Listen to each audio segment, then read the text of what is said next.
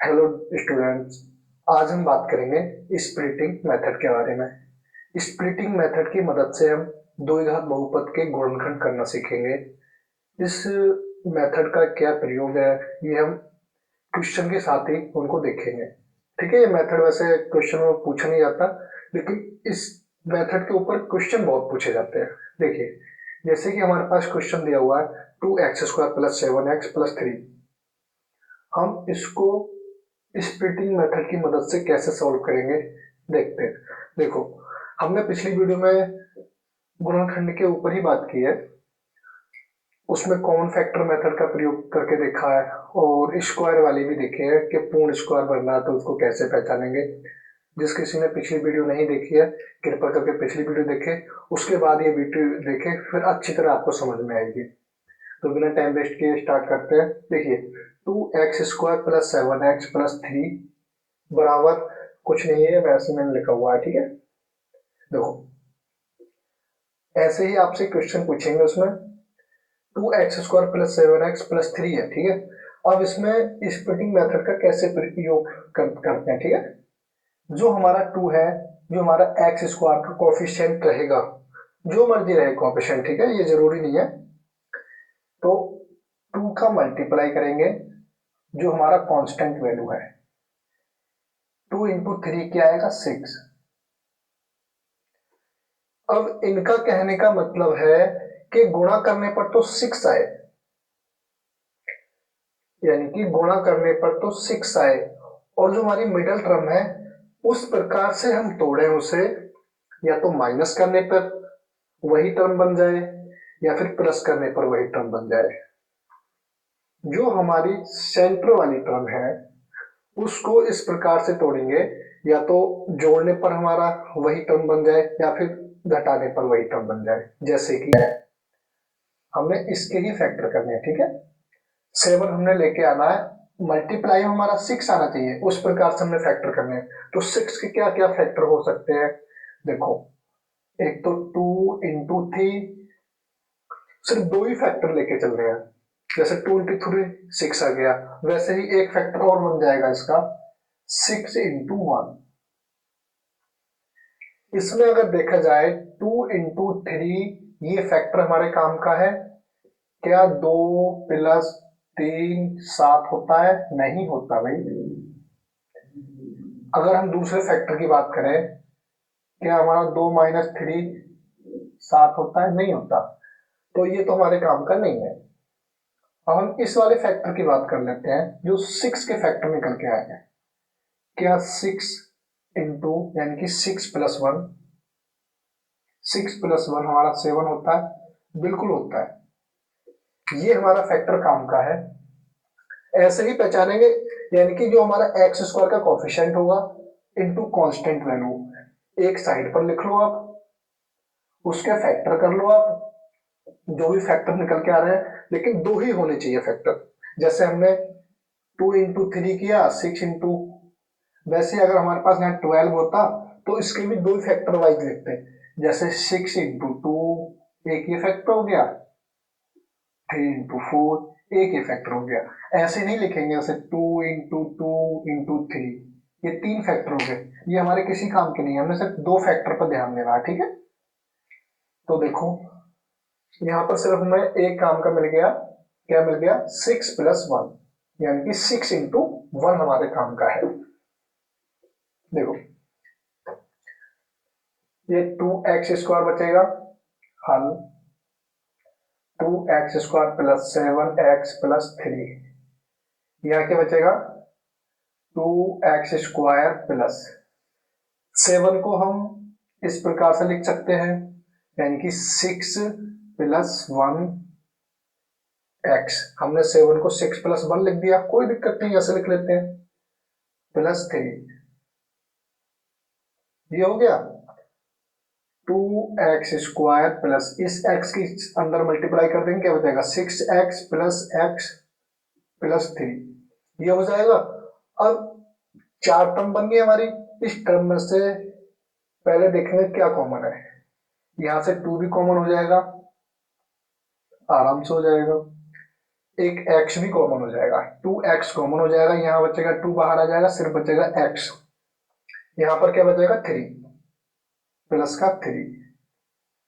वैसे ही यहाँ प्लस का साइन आएगा। अगर जो हमारे पास बहुपद अगर प्लस का दिया हुआ है कहीं भी माइनस नहीं आएगा, ठीक है, इस बात का ध्यान रखना। ये प्लस का हो गया, प्लस का यहाँ पर क्या लेंगे कॉमन, यहाँ से 1 कॉमन है, यहाँ से भी 1 कॉमन है, यहाँ से भी 1 कॉमन है, और कोई दूसरी टर्म कॉमन है नहीं, तो 1 कॉमन आ जाएगा। यहाँ पर बचेगा x प्लस 3। अब ये प्रॉपर टर्म हमारी कॉमन हो जाएगी, x प्लस 3, और क्या बचेगा यहाँ पर 2x बचेगा और प्लस का 1। यही हमारा आंसर हो जाएगा। इसके फैक्टर क्या है, अगर हम बात करें 2x square plus 7x plus 3 के फैक्टर क्या निकल के आए, x प्लस 3 और 2x प्लस 1। ये चीज आगे पीछे हो सकती है, ठीक है, उससे कोई फर्क नहीं पड़ता, ठीक है। इसके फैक्टर ये निकल के आए। अब हम नेक्स्ट क्वेश्चन और लिखते हैं, फिर question number 5।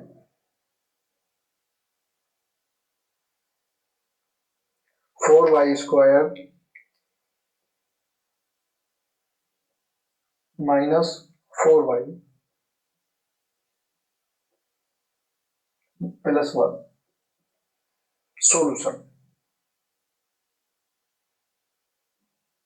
4y minus 4y plus 1।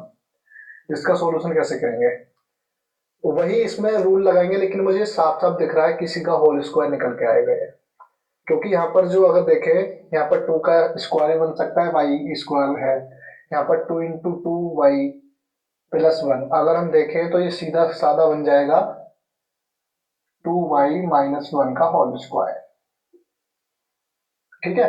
अब इसको स्प्लिटिंग मेथड की मदद से हल करेंगे। कैसे, देखिए, इसका y स्क्वायर का यहाँ पर वेरिएबल क्या है, y है, ठीक है। यहाँ पर x था, यहाँ पर y वेरिएबल है होगा, तो अब यहाँ पर 4 इंटू 1, यानी कि अगर बात करें 4 इंटू 1, 4 आ गया। अब इन्होंने कहा है भाई माइनस का साइन आ गया, ठीक है। अब 4y को उस प्रकार से हमने तोड़ना है कि हमारा 4y या तो प्लस करने के बाद आ जाए, माइनस करने के बाद आ जाए। अब जैसे कि हमारे पास यहाँ 4 आया निकल के, अब 4 के हम फैक्टर देखेंगे क्या क्या है। देखो 4 के क्या क्या फैक्टर हो सकते हैं, एक तो 2 इंटू 2 फैक्टर आ गया निकल के, और एक आ गया 4 इंटू 1। अब इसमें देख लो, क्या 2 को, यानी कि 2 प्लस 2 करके 2 आता है, 4 आता है, सॉरी, हाँ बिल्कुल आता है। लेकिन अगर 4 प्लस 1 करेंगे तो 5 आएगा, तो ये वाला फैक्टर हमारे काम का नहीं है। हमने कोफिशिएंट देखना है एक्स स्क्वायर का, वाई स्क्वायर का, उसकी कांस्टेंट वैल्यू के साथ मल्टीप्लाई करनी है। 4 इंटू 1 4 आ गया। अब 4 के हमने फैक्टर देखे हैं, 4 के फैक्टर 2 ही निकलते हैं, 2 इंटू 2 और 4 इंटू 1। अगर यहाँ पर 4 है फिर ये वाला फैक्टर काम करेगा, अगर यहाँ 5 होता फिर ये फैक्टर काम करता, क्योंकि 5 यहाँ पर आता है, ठीक है। तो ये फैक्टर लिखेंगे यहाँ पर, देखिए कैसे, 4y स्क्वायर, ठीक है, माइनस का 4 की जगह ये लिखेंगे तो माइनस यहाँ पर आ जाएगा, 2 प्लस 2 और ये y plus 1, 4y square minus का 2y फिर माइनस का 2y। जैसे अगर देखा जाए, अगर ये लाइन ना लिखकर आप ये लाइन भी डायरेक्टली लिख सकते हो, कोई दिक्कत नहीं। जैसे मैंने यहाँ पर एक लाइन लिखी है एक्स्ट्रा, ये एक्स्ट्रा लाइन है, ठीक है, ये एक्स्ट्रा लाइन है समझाने के लिए। आप डायरेक्टली ये लाइन लिख सकते हो, कोई दिक्कत नहीं है। यहाँ से हमारा 2y कॉमन है, साफ साफ दिख रहा है, यहाँ पर 2 बचेगा, y बचेगा, माइनस का 1 बचेगा।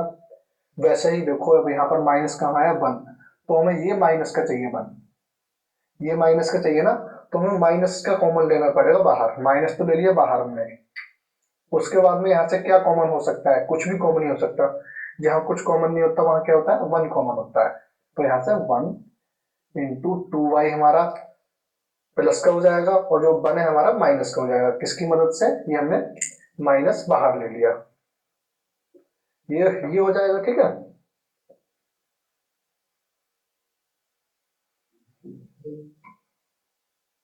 यहाँ पर 2y कॉमन है, 2y-1, और ये 2y यहाँ बचा, और माइनस का 1 यहाँ बचा। ये दोनों टर्म सेम आई हैं, तो हम इनको ऐसे लिख सकते हैं, कैसे, 2y-1 का होल स्क्वायर। अगर देखा जाए, अगर एक्स स्क्वायर बराबर एक्स इंटू एक्स है, तो हम इसको लिख सकते हैं ना एक्स स्क्वायर। अगर ये दोनों टर्म सेम है हमारे पास, तो हम इसको एक्स स्क्वायर लिख सकते हैं। ये भी टर्म सेम है हमारे पास, ये दोनों सेम है, तो ये आ जाएगा। तो ये किसका होल स्क्वायर निकला, 2y-1 का होल स्क्वायर। ठीक है, नेक्स्ट क्वेश्चन लेते हैं, उसको फिर हल करते हैं, फिर स्प्लिटिंग मेथड अच्छी तरह और समझ में आ जाएगा। क्वेश्चन नंबर 11, ठीक है। मैं x square plus 5x minus का 6, यानी कि अगर देखें यहाँ पर हमारा कॉफिशिएंट क्या है, 1। यहाँ पर 1 कॉफिशिएंट है, इसकी मल्टीप्लाई 6 से करेंगे क्या आएगा, अगर हम 6 से करेंगे 6 इंटू 1, 6 आ गया। अब 6 के फैक्टर देखेंगे हम, 6 के फैक्टर क्या आ रहे हैं, 6 के फैक्टर हमारे सिंपल से आ रहे हैं, क्या क्या। अगर हम 6 के फैक्टर देखें, एक तो 2 इंटू 6, 2 इंटू 3 आ रहा है, 2 इंटू 3, और एक फैक्टर आ रहा है हमारे पास क्या, 6 इंटू 1। अब देखो यहाँ पर थोड़ा सा दिक्कत ये होगी कि यहाँ पर हमारा माइनस आ गया, तो यहाँ पर दोनों ही फैक्टर में 5 आ सकता है, दोनों ही कंडीशन में आ सकता है। देखो अगर हम 2 + 3 कर दें तो भी 5 आ जाएगा, एक कंडीशन ये बनेगी। और इसमें भी एक कंडीशन ये बन रही है कि अगर हम 6 - 1 कर दें तो भी हमारा 5 आ जाएगा। अब देखना ये है कौन सा इसमें टर्म लेंगे।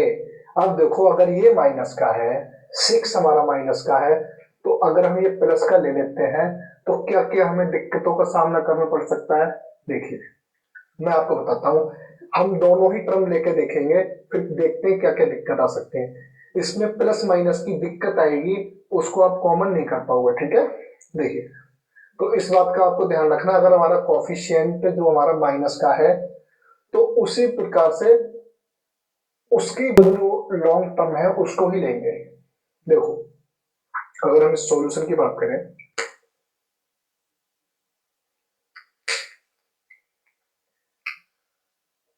X square plus 5x minus का 6 है, एक्स स्क्वायर प्लस ये हो जाएगा 6x और माइनस का x माइनस का 6। यहां से क्या कॉमन हो जाएगा, यहां से x कॉमन हो जाएगा, x + 6, और यहां से माइनस का 1 कॉमन हो जाएगा, x + 6।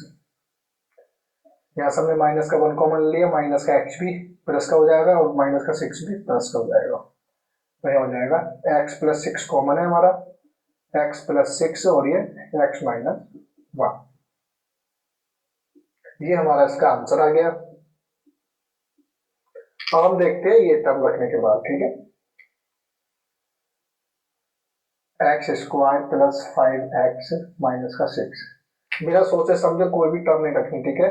हमने कोफिशिएंट का भी ध्यान रखना है कि माइनस में है या प्लस में है, वो कांस्टेंट वैल्यू का ही ध्यान रखना है कि माइनस में या प्लस में।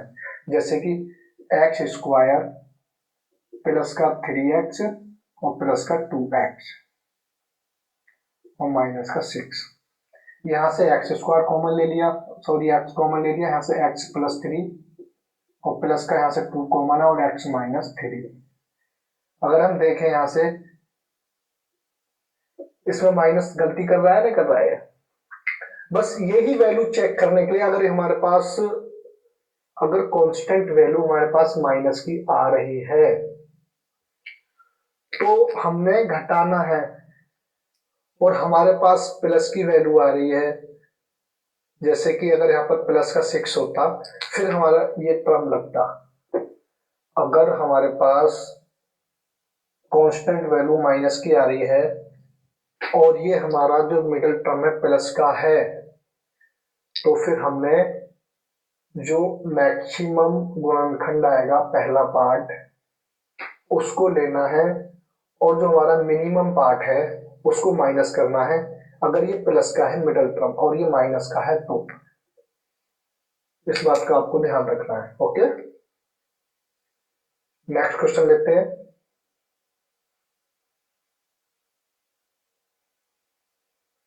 नेक्स्ट क्वेश्चन दिया हुआ है इन्होंने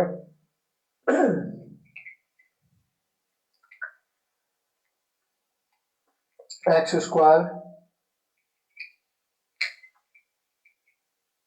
minus x square minus 30xy plus y square, यानी कि ये है 30 number. X square minus 30xy और प्लस का 29y स्क्वायर। देखिए यहाँ पर वेरिएबल दो ये दिए हुए हैं, ठीक है, उससे में कोई फर्क नहीं पड़ता, ना दो हो कोई दिक्कत नहीं है। हमने सिर्फ इसका कोफिशिएंट याद रखना है कि इसके कोफिशिएंट में क्या है, इसके कोफिशिएंट में 1 है, तो 1 का मतलब क्या हो गया, इनकी गुणा करने पर हमारा इसका कोफिशिएंट क्या है 29, 29 इंटू 1, यानी कि 29 का एक ही फैक्टर बन रहा है 29 माइनस वो 29 इंटू 1। तो अब हम इसको किस प्रकार से लिख सकते हैं जो 30 आ जाए, इसमें जो तो हल्का ही हो गया बिल्कुल +1, यानी कि इसको हम प्लस के रूप में लिख लेंगे 30 आ जाएगा। रख दो इसको यहाँ पर। Solution x square minus 30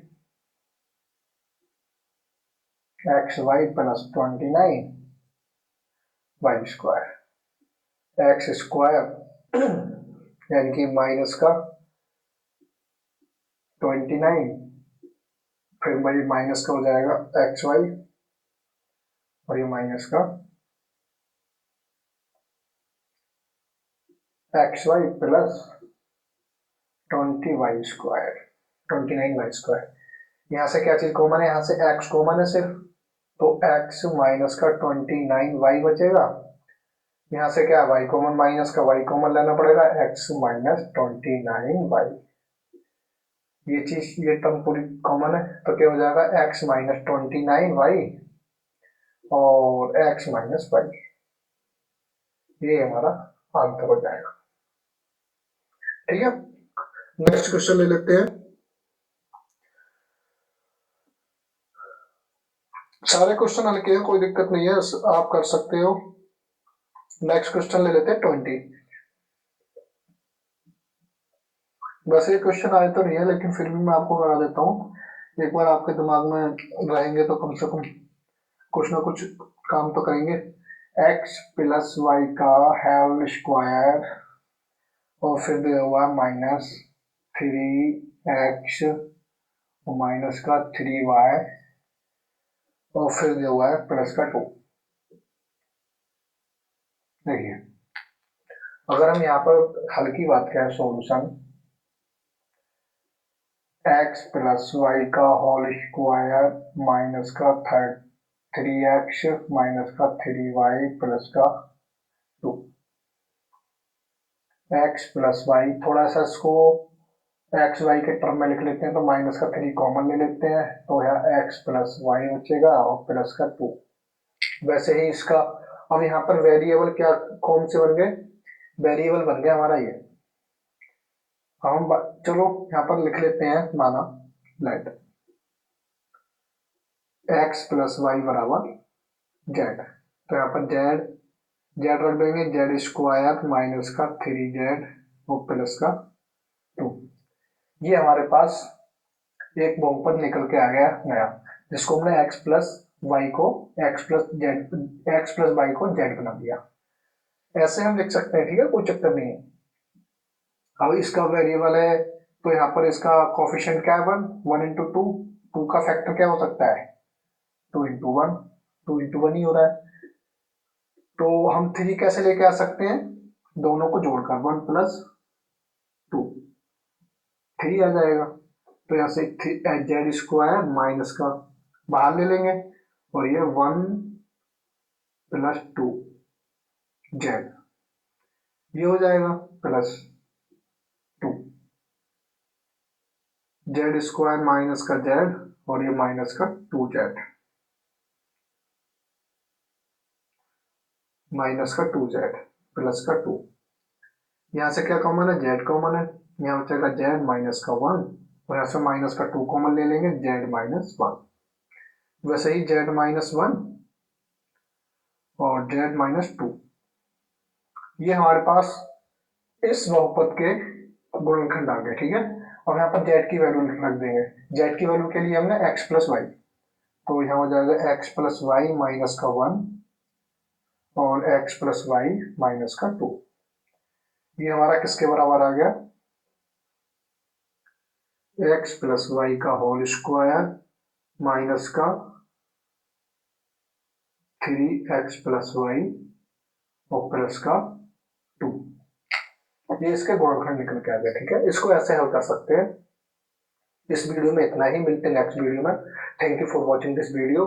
next video में अब ये मेथड तो खत्म हो गया। ठीक है, हम नेक्स्ट वीडियो में बात करेंगे शेषफल प्रमेय की। शेषफल प्रमेय क्या होती है उसके ऊपर अच्छी तरह डिस्कस करेंगे और देखेंगे कि उसकी मदद से कैसे गुणनखंड भी किए जा सकते हैं। Okay, thank you for watching this video.